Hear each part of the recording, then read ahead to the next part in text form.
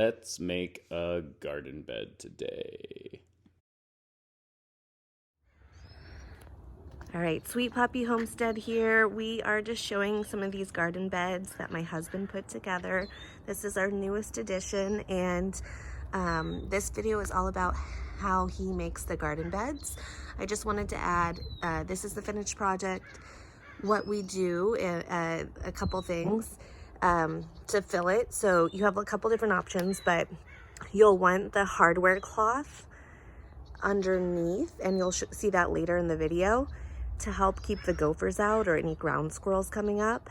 And the other thing you'll want to do is put a nice layer, either 2 or 3 layers of cardboard without tape or anything on there. Those will break down eventually, and it's also another barrier for those gophers. Plus it's cheaper than just filling it with straight soil. The other thing we like to do is we make our own compost, and sometimes it's not broken down all the way, or we have some food scraps laying around in the house, like bananas, eggshells, that sort of thing, coffee grounds, and we'll just throw all that on the bottom as well. Or if we have any major big cut down wood chips or things, we'll put that at the bottom too, and then mix it with soil and worm castings and chicken manure and compost. So that's what we like to do. And here is my husband making garden beds. Hi everyone. I guess you could call me Mr. Sweet Poppy Homestead. Normally I'm behind the scenes on all of this.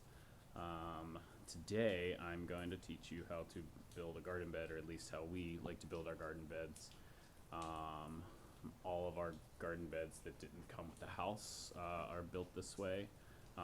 We do change the sizes based on the space we're putting them in, but I wanted to go over a couple of the items you're going to need for this. And also, normally I would not be building this inside our garage, but we are experiencing very uncharacteristic weather for Southern California, and our porch does not have enough room to be doing this on right now. So in the garage we are today. Anyway, so the wood we like to use is heart redwood, specifically the FCS or FSC, Sustainable Forest Commission. I think that's what it stands for, even though the letters are mixed up. It just means it's like super premium, completely untreated, and it's more sustainable in terms of, giving back to the earth and whatnot. So we use 2x6s.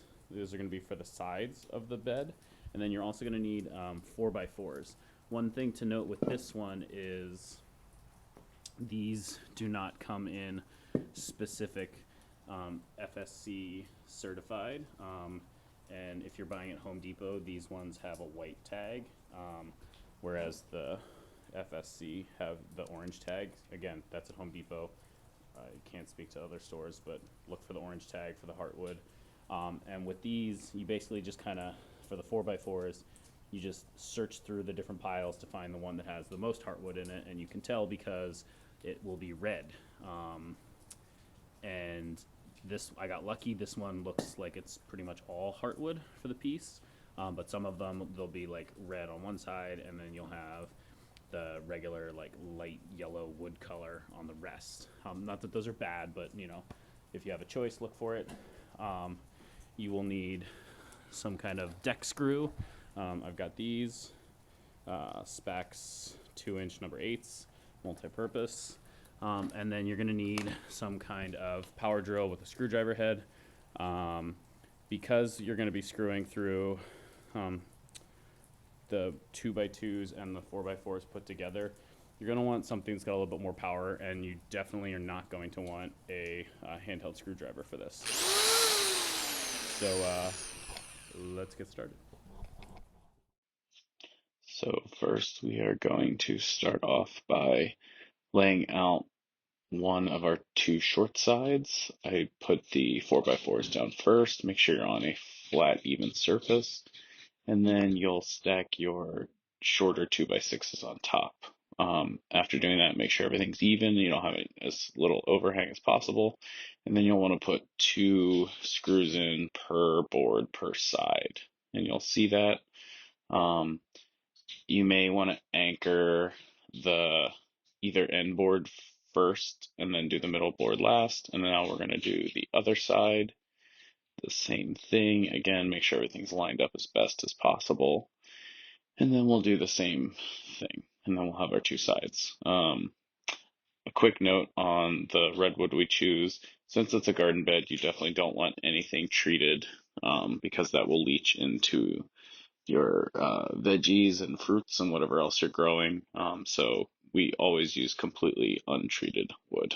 Never use treated wood for growing edible stuff. After we have our two short sides completed, I like to stand them up straight and then lay my bottom two boards on either side, make sure everything's lined up, and then start building from there. That way you can make sure everything is even.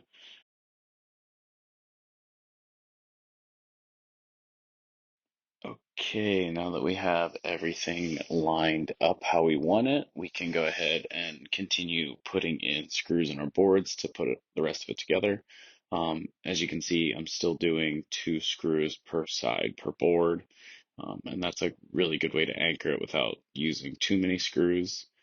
And just keep stacking it one on the other, and then it will be done. As you're screwing things in, just make sure everything's lining up. Sometimes when you stack things up, the boards are not quite going together evenly. All right, so here is the finished product. You can see it ends up being about 16 and a half inches tall with the 3 2x6s stacked up. You can obviously make it shallower if you want.